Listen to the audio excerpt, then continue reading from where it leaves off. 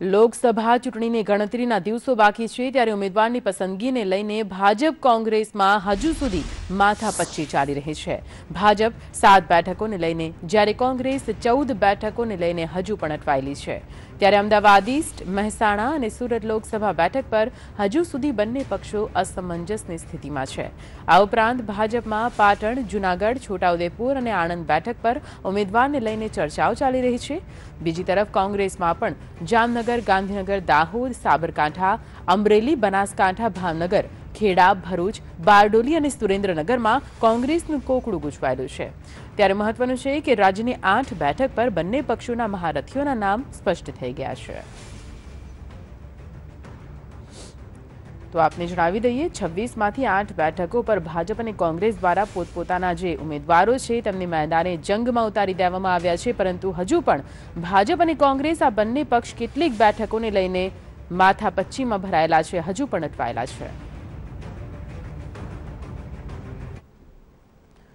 રાજકોટ બેઠક પર કોંગ્રેસે પાટીદાર સમાજના નેતા એવા લલિત કગથરા પર પસંદગી ઉતારી છે। લલિત કગથરા મોરબી ટંકાર બેઠકના ધારાસભ્ય છે અને પાટીદાર આંદોલનમાં તેમની સક્રિય ભૂમિકા હતી। તેઓ પાટીદાર સમાજનો લોકપ્રિય ચહેરો પણ છે।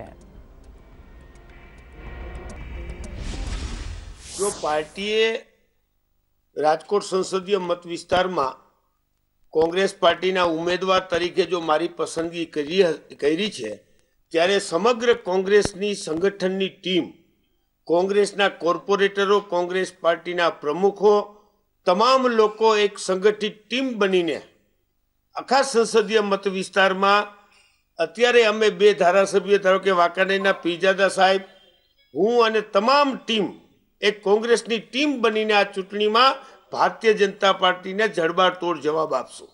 જો લોકો અત્યારે છે ને ભયંકર રીતે ભારતીય જનતા પાર્ટીની સરકારથી નારાજ છે।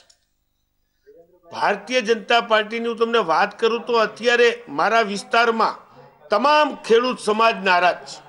એમાં પણ જ્યારે આ ભાજપની સરકારે 57% પ્રીમિયમ પ્રાઇવેટ કંપનીને ચૂકવીને પડધરી તાલુકાને કોઈ પણ જાતનો વીમો ન આપે, ટંકારા તાલુકામાં 8% વીમા આપીને ખેડૂતોની જે લોલીપોપ આપી છે, એનાથી ખેડૂત સમાજ એક મત આપીને તમાચો ભાજપને મારતા હશે એમ વળતો જવાબ આપી અને આનો જવાબ લેવાના છે આવતી ચૂંટણીમાં। ત્યારે સમગ્ર જ્ઞાતિના લોકો, પછી એ ઉદ્યોગ કરતા હોય, ખેડૂત ખેતી કરતો હોય, તમામ વર્ગ, પછી કોઈ પણ જ્ઞાતિનો ખેતી કરતો વર્ગ એ આ સરકારથી ભયંકર નારાજ છે।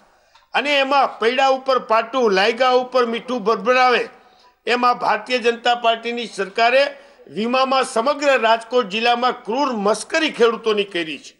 અને બીજું, આજે જે નાના ઉદ્યોગો છે, મધ્યમ કક્ષાના ઉદ્યોગો છે, એ તમામ ઉદ્યોગો આ સરકારે નોટબંધી પછી ભયંકર મંદીના વમળમાં ફસાયેલા છે।